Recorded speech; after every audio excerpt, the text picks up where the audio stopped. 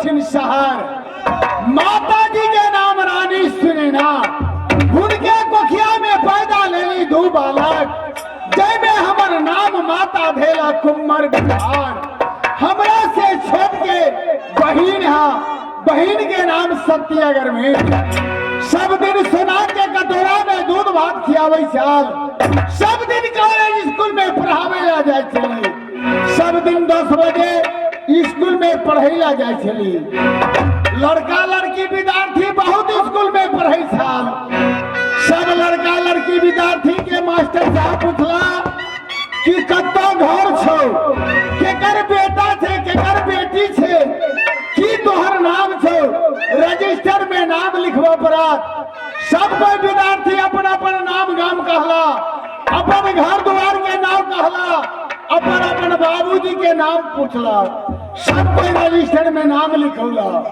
हमरा पूछलगा ए बिहार तोहर घर कत्तो छो की तोरा बाबूजी के नाम है की तोहर नाम है रजिस्टर में नाम लिखवा पड़ा हम गाले हैं मास्टर साहब घर तो दक्षिण शहर माता के नाम रानी सुनैना हमर नाम कुम्मर विद्वान भेला कहला तोरा बाबू के नाम की छो हम कहलिए बाबू के नाम नहीं जाने छिए सब लड़का लड़की विद्यार्थी ताली मारा लगाल तू अनेरवा के बेटा छे तोरा बाप नहीं छो अनेरवा के बेटा छे काल से स्कूल में पढ़ेला नहीं आ हम लाज शर्म से स्कूल में शर्मा गेली जैसे अपना माता के पास में माँ के काम है माँ हमरा बाबूजी के की नाम छे और कत्ता गाल छे काल रजिस्टर में नाम लिखवा पड़ा मास्टर के साथ में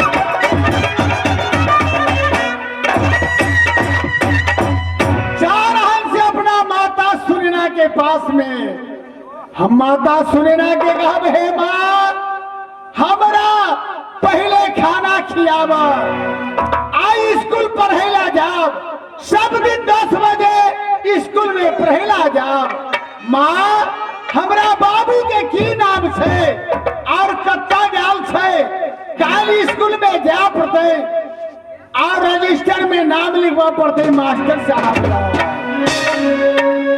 अब झुक पा आरी नामवा अब बजाए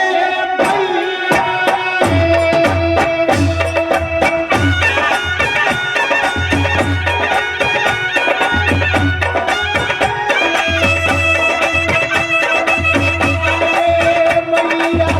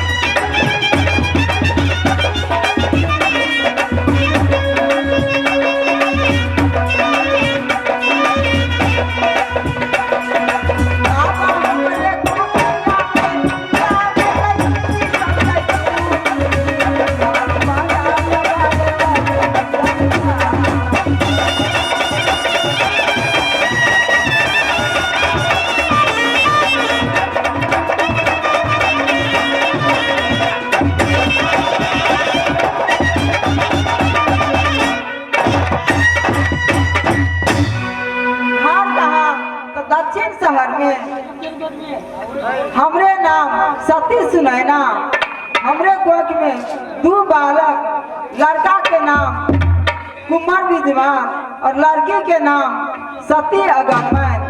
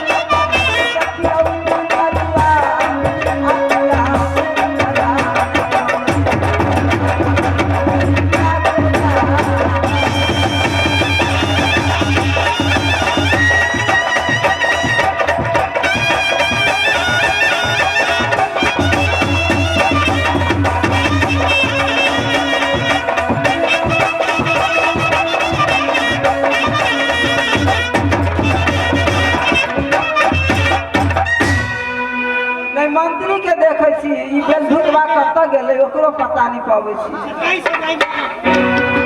बेटी अगर मैं कत गए ओहो नहीं था देखिए एकदम पानी जका छल छल करे कत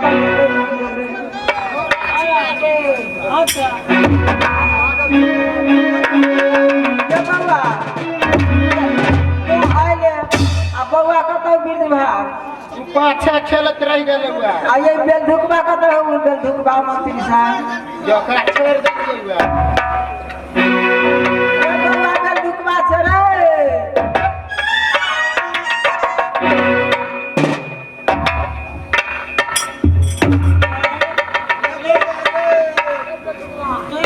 हमरा पे धुकवा कहे सुन पाए आगे बुरी हमके धुकवा सीखे आबे तो बुरिया पहले आबे आम के पत्ता बांस के पत्ता मूस के नगर आम के पत्ता बांस के पत्ता मूस के नगर बचकर बसंत बुरिया चलिया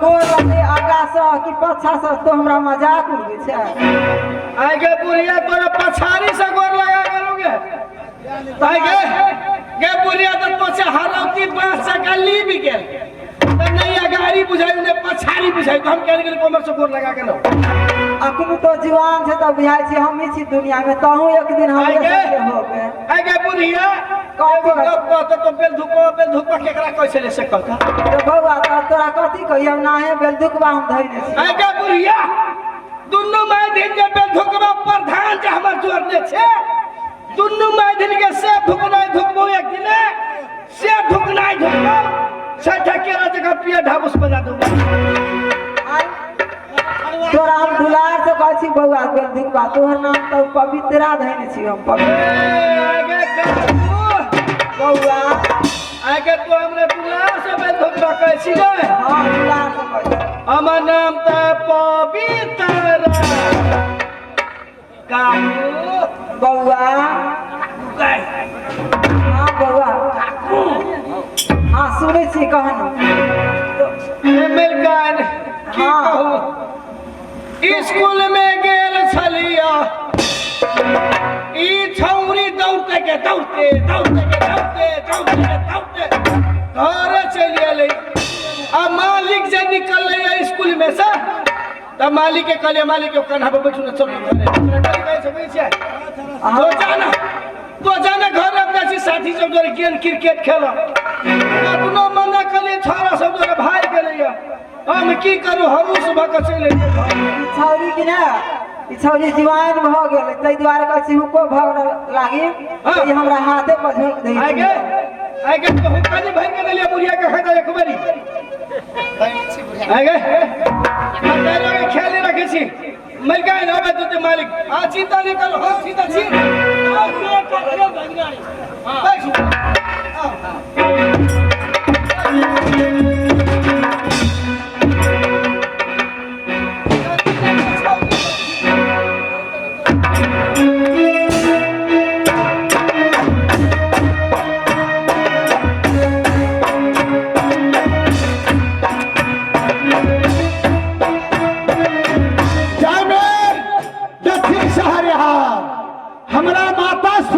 महल है हमर माई अपना महल में सुतल है जैसी माई के पहने प्रणाम करा आ तब सब हाल खबर कर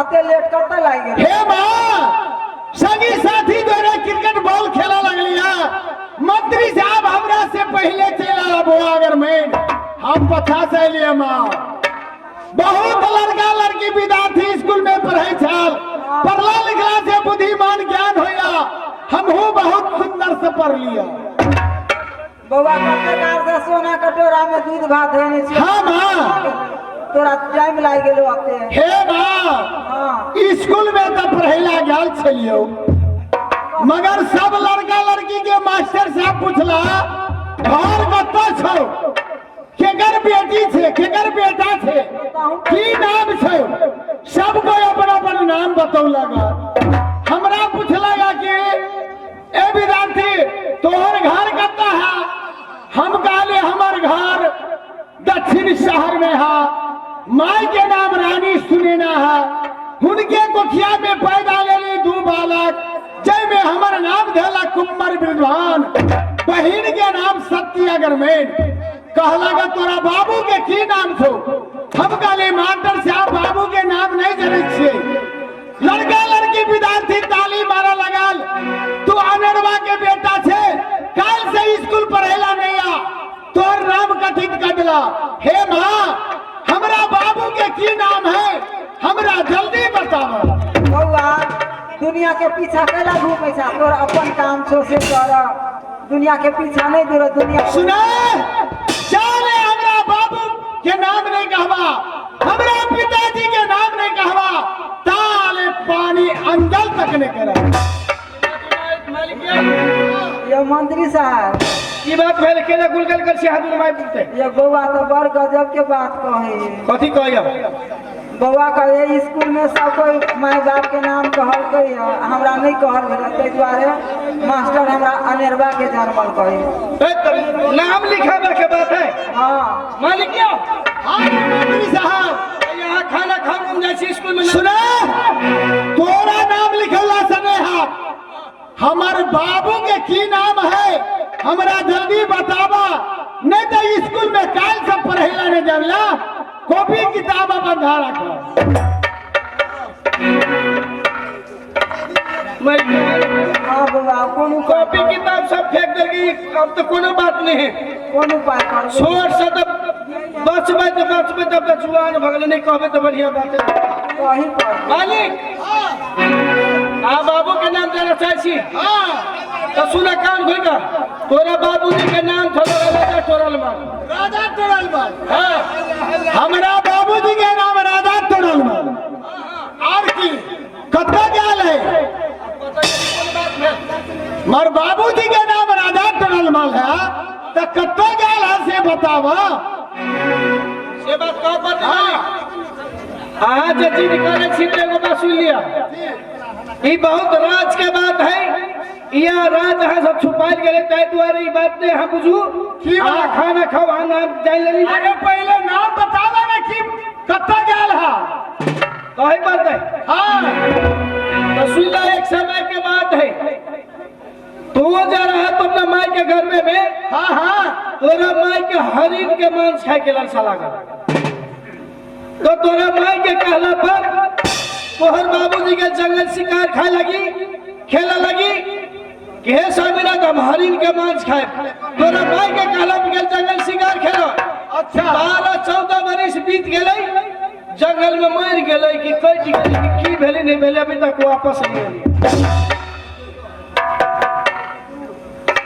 ए मंत्री साहब हम अपना माल के गर्भ में रही हमार माई कहल के हमरा बाबू के स्वामीनाथ हम गर्भवती छी हमरा हरिन के मांस लागल खाए ला लिलसा लागल है अपने जाओ जंगल शिकार खेलेला हरिन मार के लाओ हम गर्भवती छी हमरा लिलसा पूरा भजा हमार बाबू गेले जंगल शिकार खेलेला जंगले में मर गया कि कट गया हमरा माई के लिलसा लगले रह गया हरिन के मौसला ओकरे बेटा हमसे हमरा माई से ऑर्डर मंगा दा हम जरूर जब जंगल शिकार खेलेला हरिन मार के अपना माई के खिया दे लिलसा पूरा भ जाए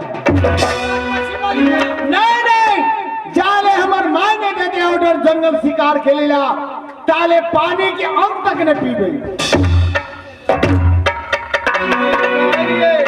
हाँ मंत्री साहब मालिक की बड़ भारी बात कही है कथी कही है जाने हमरा माई ऑर्डर नहीं देते जंगल शिकार खेले के लिए अंजल नहीं करबी हम आप कोनो उपाय है आप कौन उपाय करिए सोचू ना मैं कहने एगो उपाय कहूँ ना एगो चीज मालिक के कहियो हाँ कि बुढ़वा मालिक हाथ के तीर धनुष है 80 मन के तीर आ 84 मन के धनुष जब हमरा नहीं टोले हमरा सन वीर कोई नहीं जब हमरा नहीं टोले तो मालिक के केना उठते लगाओ ना कोनो उपाय करिए। 80 मन के तीर 84 मन के धनुष अगर वो उठा ले दे तो जंगल के शिकार खेला जाते नहीं उठ के जंगल शिकार खेला जाते नहीं उठते नहीं जाते हाँ आयो बोलो माइलकान के का नाम की बेर से बैठे की कहे आ बुरबा हाथ के तीर धनुष है हाँ बड़का मालिक हाथ के तीर धनुष है 80 मन के तीर और 84 मन के धनुष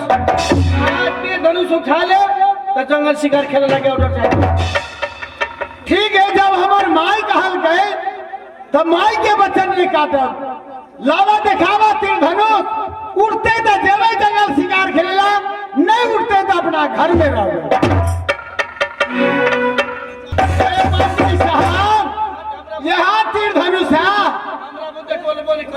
अच्छा, जब उठते तो हम जेबे, नहीं उठते तो नहीं जेबे।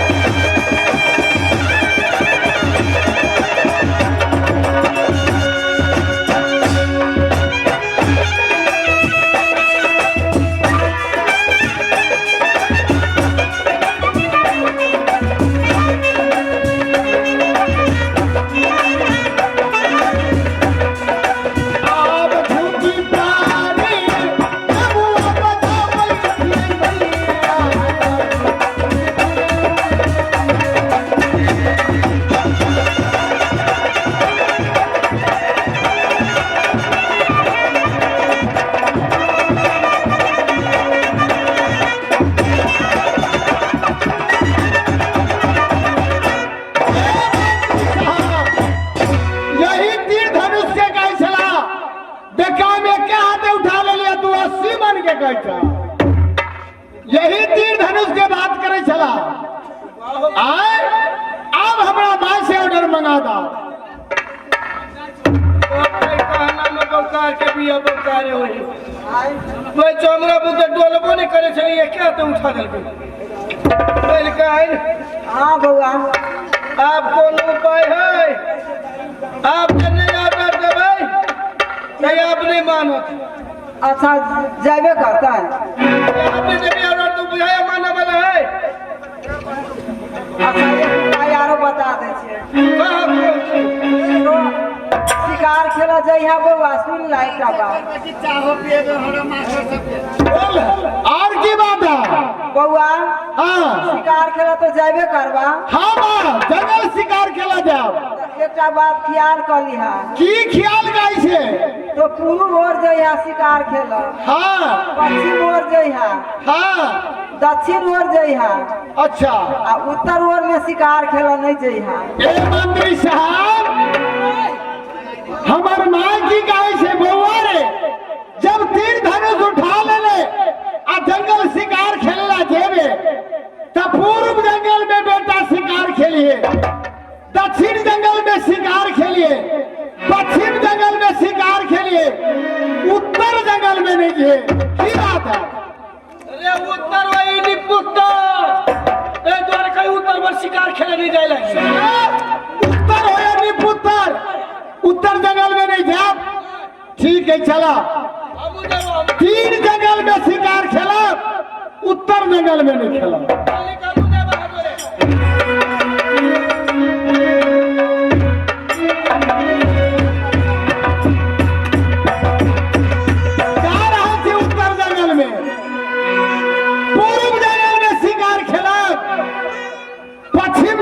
शिकार खेला, दक्षिण जंगल में हमारे माई की कहल गए रे बेटा तीन जंगल शिकार खेली, माँ तो पिता से करहु चोरी, आ कोई हुए निर्धन कोई हुए कोढ़ी।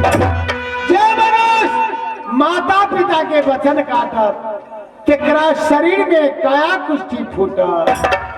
अब खेलबै तो शिकार के मैया के हमरा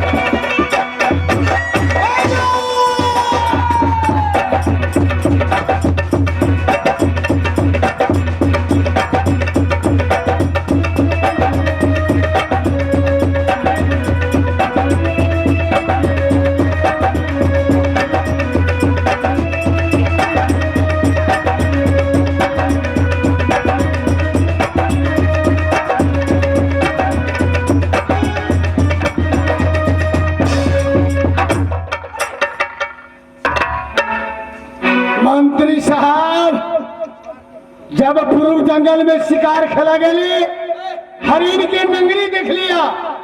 आप तो बाण चला, तब बाण चला, ताले तुरा देख ले लिया।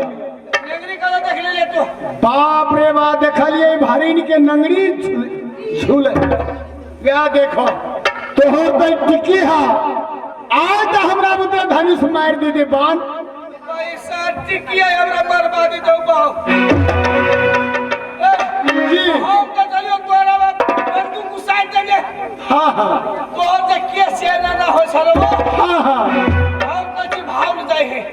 हम तोरा बचले उसाई देने।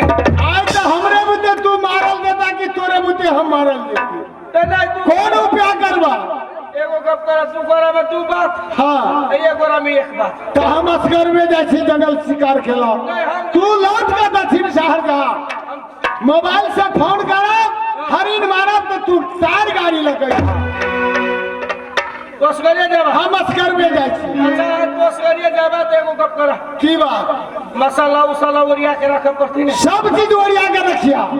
अजी कहलियो कि मिर्चाई के पुगनी 4 कुंटल सब है कि ने। की ये क्या कथी होई छे? कते 3 किलो सब है गए, 3 किलो। 3 किलो में। हाँ हाँ, अजी धनिया के पुगनी 4 कुंटल 3 कुंटल ही चाहिए। 2 किलो सब वहाँ भागा। 2 किलो।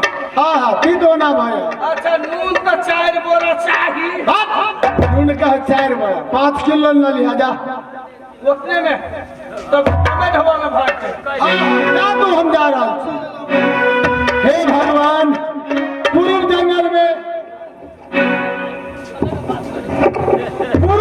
में शिकार खेला गई।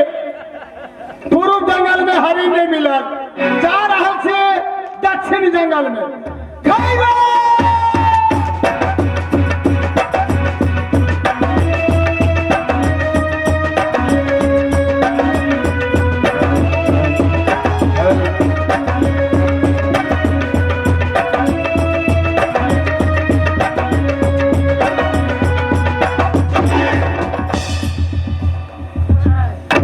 हाय भगवान, ने पूर्व जंगल में शिकार मिला, ने दक्षिण जंगल में।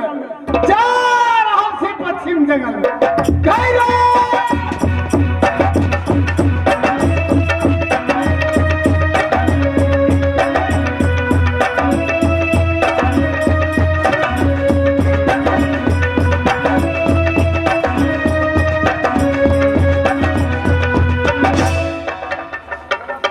हे भगवान, ने पूर्व जंगल में मिलल हरिन, ने दक्षिण जंगल में मिलल, ने पश्चिम जंगल में। सब हरिन भागल उत्तर जंगल में।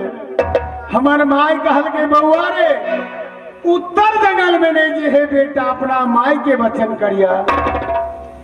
हम शिकारी छी, गांव पर घूर के जा, लोग हंस के मरत। जा रहा से उत्तर जंगल में। खाएगा!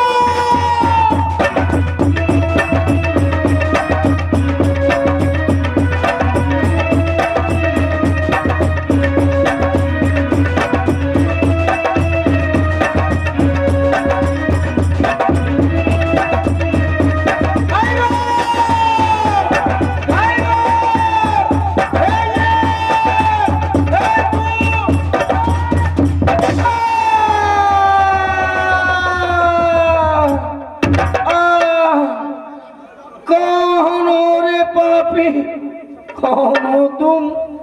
मैं नागिन बोल रही हूँ। हम 2 नाग नागिन इस चंदन के पेड़ पर व्रत कर रहे थे। उसी समय में तुमने हमारे नाग देवता को मार डाला। कौन हो रे पापी? कौन हो तुम? तुमने हमें मां का सिंदूर हरण कर दिया। मुझे भरी जवानी में तुमने विधवा बना दी। चाहो रे पापी, जैसे ही तुमने हमें मां का सिंदूर हरण किया है, मुझे भरी जवानी में तुमने विधवा बना दी, वैसे ही मैं तुम्हें शराब दे रही हूँ। तुम्हें अंग अंग में काया कुष्ठी फूटेगा। तुम्हें लोग देख कर को थूकेगा। तुम दर दर के ठोकर खाओगे, पानी पानी के लिए तरसोगे।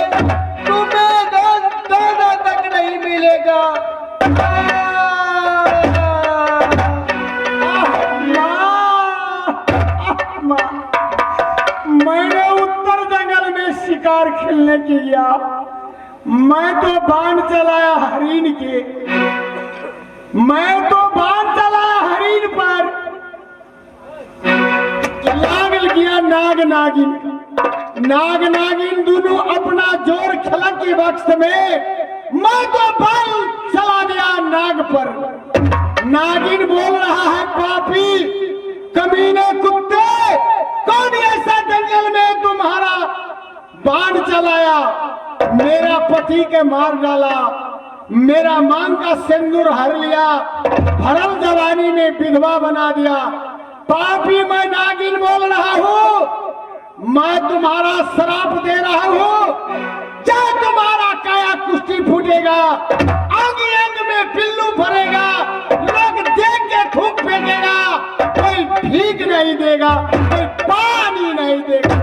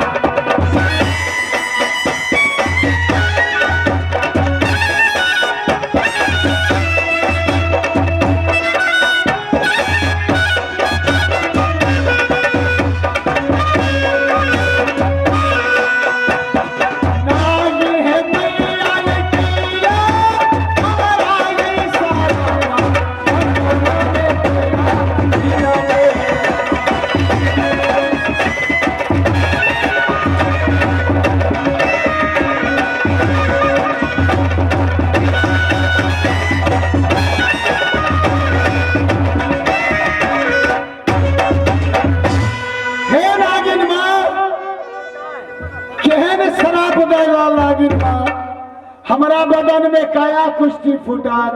हे माँ, इस जंगल में मेरा देख कर लोग थूक फेंकेगा माँ।